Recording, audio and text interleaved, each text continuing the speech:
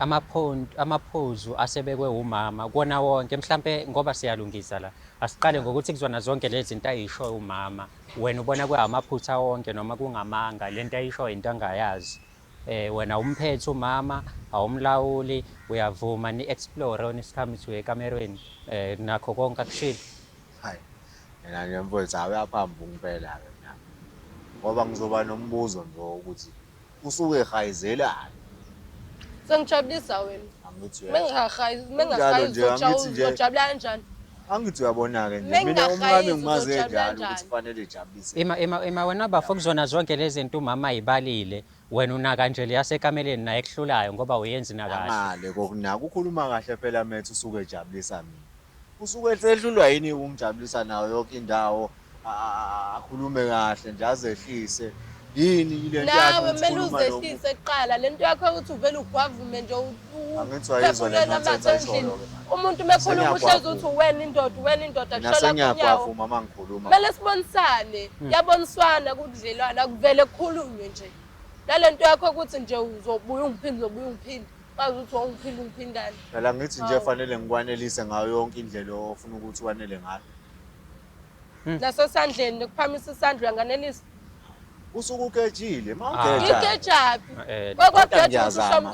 ngiyazama ukuthi nje into ezamayo ayikho into ezamayo into echazayo bafo ngizele ukuzobuka wena-ke kushuthi mina manje no mfethu mhlawumbe into erong-ke enye-ke manje ukuthi uyamshaya kurong ukubeka umuntu wesifazane ngimsikaza lona bese umsikazelani bavele abantu abakhuluma kakhulu bajwayele ukwenza kanje uyangisikaza umsikazelani uyangisikaza manje kufanele ubumbone umama uthi awukhulume leqiniso uye kuyikhava manje yazi mfethu lo muntu usikaza kanjani mokushaya ngempela ungisikaza kanjani yena ushawa-ke ngoba indlela lemphethe yikona lokuthi ngimphethe kahle wazi ukuthi yena uNdlonkulu khona yena yedwa ubani othi imali yajabulisa wena usho ukuthi uma ukhipha imali yokudla nje imali egiyo imali yokudla nje kuphela hayibo bhuti ziningi izidingo engiyidingayo mina yabo amsure ukuze kufinyelele la ilento yakhe ukukhuluma kakhulu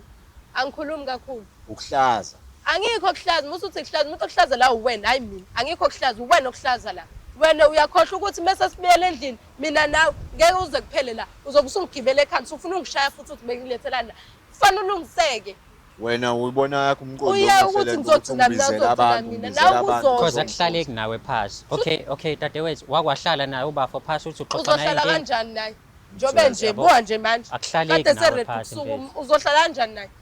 ngikhomba ngemini uzothini kumele uyivikele phela akuyena phela umuntu right usho ukuthi kusasa sothi siyakhuluma ngifuna ukukhuluma naye athatha noma ibhodlela ngishaye ngalo akuyena umuntu right lo qala kanje ukuba ingozi kumina nje ngalezi zinto nje ezincane nje wena uqala ukuba ingozi kumina uqala kanje okwakho vele nabantu besilisa njani ikho right angifuni ukuthi bonke futhi bakhona aba right la ngaphandle hayi kabi inkabi yami sure nje ngenkulu inhlonipho awona ngiboleka ithuba nje lincane nje kwengithi ukhuluma naye kancane